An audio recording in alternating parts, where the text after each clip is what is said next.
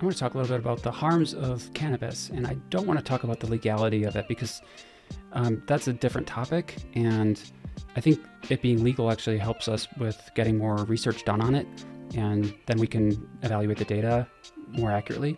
The topic between cannabis harms and legality could potentially be conflated because people often assume that something that's legal is actually not harmful, and I think that's confused because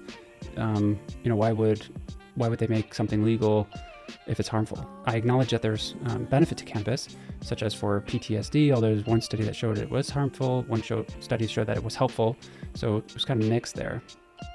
It can help with nausea, it could help with glaucoma, it helps in some instances with treating pain, and individuals have tried other medication options for pain. When it comes to anxiety, it's a mixed bag because initially it could get you into a state where you feel more relaxed and maybe you're focused on something else. But if you're intoxicated, it's going to be hard to perform on that task if need be.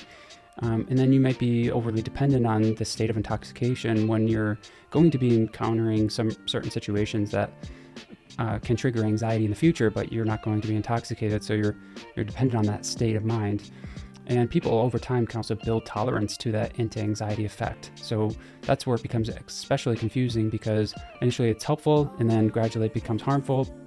And in between there's a gray area too, and it depends on the frequency of use and the dosage and the amount of THC that you're consuming, which can be variable, and it can be really highly potent. And there's more data to show that cannabis, or CBD in particular, can be more neutral for anxiety or helpful at high doses above 600 milligrams per day. But in my experience, pure CBD is very expensive, and so people don't end up taking that because it's cost prohibitive. And so in order to get that anti-anxiety effect from CBD specifically, you need to take quite a bit of it. People only take about maybe a tenth of that, 10 to 30 milligrams per day instead of 600 to 1,000 milligrams per day. It also shows that there's some potential people can act more impulsively. So half of people who complete suicide have some substance on board, including cannabis, so alcohol, cocaine, benzodiazepines, and cannabis. So it definitely is a risk factor for an individual who has had thoughts of suicide before in the past. I would not recommend it for an individual like that.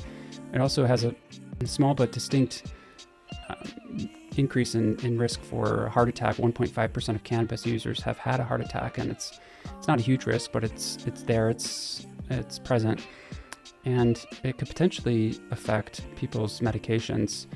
So say if a patient, especially anti-seizure medications, I might add, if a person is having now side effects to their medication and then suddenly no longer responding to it, I would make sure that the cannabis isn't affecting the serum levels of that medication. It's also evident from a resource I found from the Boston School of Public Health that cannabis can increase prolactin in both men and women.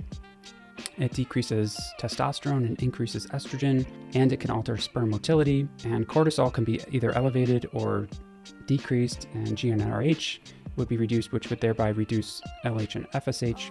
So we have clear data pointing to the negative health effects, and especially to the development of psychosis in people who use more than 2 times per week. Anxiety can increase too.